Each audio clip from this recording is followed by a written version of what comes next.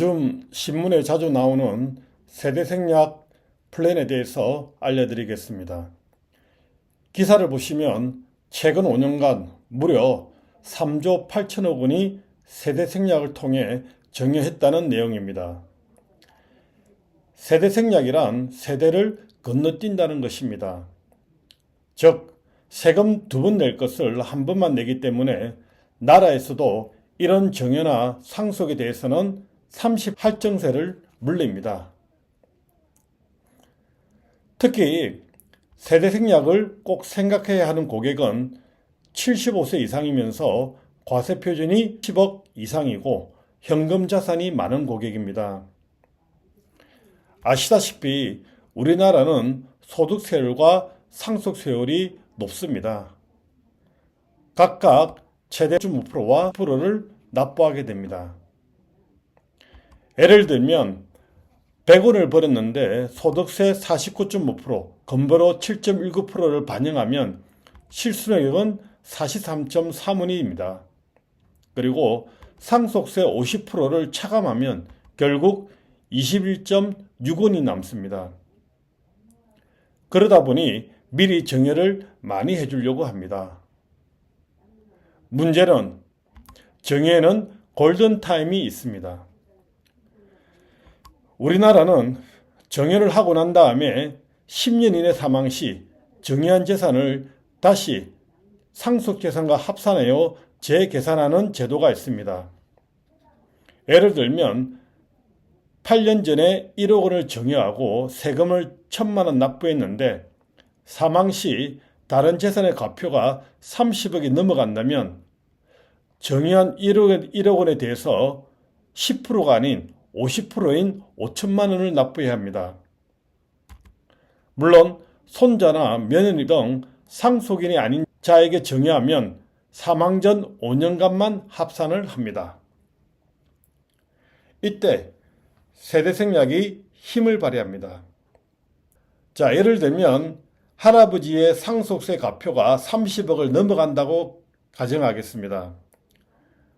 공제 등을 반영하는 단순 계산입니다. 할아버지가 아버지에게 10억 원을 상속하면 50%의 상속세율을 물려 5억 원의 세금을 냅니다. 그리고 아버지가 다시 현금 등을 채워 자녀에게 10억 원을 정여를 하면 10%의 정여세율이 물고 정여세가 2억 4천만 원입니다. 두 분의 세금인 7억 4천만 원을 내고 나면 실제 손자가 가져가는 돈은 7억 6천만 원 정도 가져갑니다. 그런데 할아버지가 유언을 통해 10억 원을 손자에게 바로 상속하면 할증세율 30%를 감안하더라도 1억 원을 적게 내고 또한 손자의 상속세분도 아버지가 납부를 해서 손자는 온전히 10억 원을 다 가져갈 수가 있습니다. 그런데 이 세대생략을 보험으로 활용하면 세 가지의 혜택을 가져갈 수가 있습니다. 할아버지가 계약자로 보험료를 납부하면 비과세이므로 금융소득종합과세와 건보료에서 피해갈 수가 있습니다. 여기서 비과세란 말은 보험은 해약할 때, 보험금 받을 때, 이럴 때 세금을 물리기 때문에 보험료 납부할 때는 세금이 없습니다. 그리고 복잡한 유언 없이 계약자를 할아버지에서 손자로 변경해서 지급할 수가 있습니다. 그리고 상속세도 손자가 받았지만 상속인인 아버지가 대신 납부를 해서 온전히 손자가 이익을 가져갈 수가 있습니다. 예를 들면 계약자가 할아버지, 피보험자 손자 이렇게 계약을 체결한 다음에 할아버지가 보험료를 납부를 합니다. 납입 완료 후 일정 시점에 계약자를 손자로 변경을 한 후 할아버지가 만약에 유고를 했다. 그럴 경우에 상속세는 전체 지분 중 손자가 받은 지분에 대해서는 38정을 합니다.